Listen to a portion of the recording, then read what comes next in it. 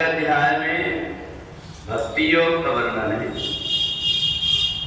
ये तो सर्वाणि कर्माणि मयि सन्न्यस्त मत्परा अनन्येनैव योगेन मां ध्यायन्त उपासते। भक्ति योग में बड़ी सरलता है, परमात्मा भी प्राप्त हो जाते हैं और जन्म और मरण का बंधन भी छूट जाता है। करना हमें क्या पड़ता है? ये तो सर्वाणि कर्माणि, जितने भी प्रकार के हमारे द्वारा कर्म होते हैं उनका लक्ष्य हो परमात्मा की प्राप्ति। मैं जो कुछ भी कर रहा हूँ, चाहे मैं कोई सेवा कर रहा हूँ, चाहे सत्संग कर रहा हूँ, इसके पीछे मेरा उद्देश्य कुछ मिल जाए या नहीं, बस परमात्मा मेरे को मिल जाए। इस उद्देश्य से जब हम कर्म करते हैं तो हमारे द्वारा जो कुछ भी हमने सेवा किया है, जो कुछ भी दान दिया है, जो कुछ भी जाप किया है, इसके बदले परमात्मा से कुछ मांगना नहीं पड़ता। भगवान कहते हैं अब मेरी ड्यूटी होती तेसाम हम समुद्धरता, उसके उद्धार करने की जवाबदारी मेरी होती। परंतु हम क्या करते हैं?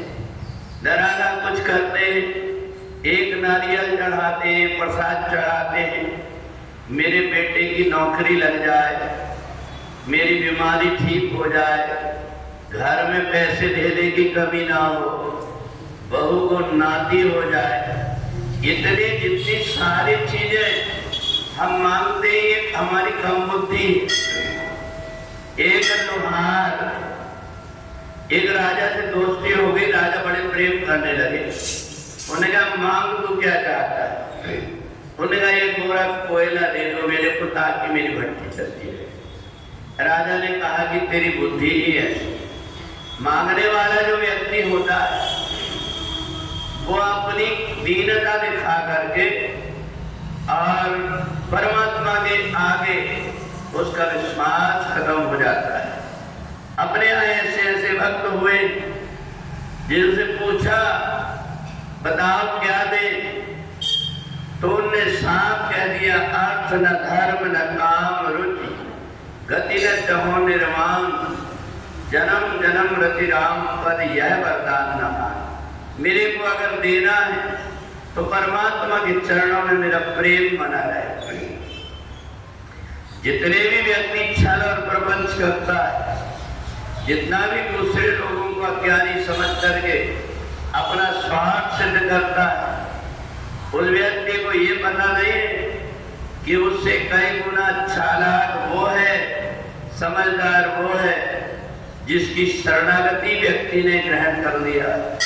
और इसलिए भक्ति योग में बड़ी सरलता है, सहजता है।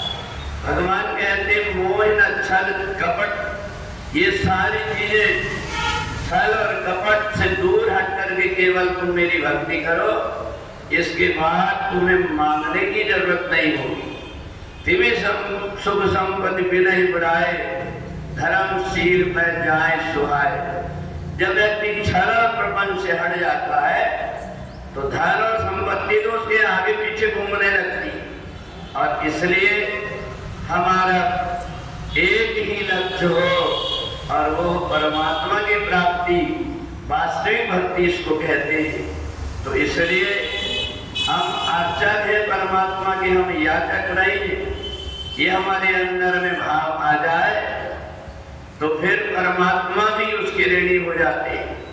और इसलिए भगवान ने सारे देवताओं से किसी से और कुछ कहने में संकोच नहीं किया, पर जिसने निष्काम भाव से सेवा किया उन हनुमान जी से एक बात जरूर कह दिया, प्रति उपकार करो का थोड़ा सन्मुख होई न सकत मन मुंडा। और इसलिए जो निष्काम भाव से सेवा करता है परमात्मा भी उसके ऋण को चुका नहीं।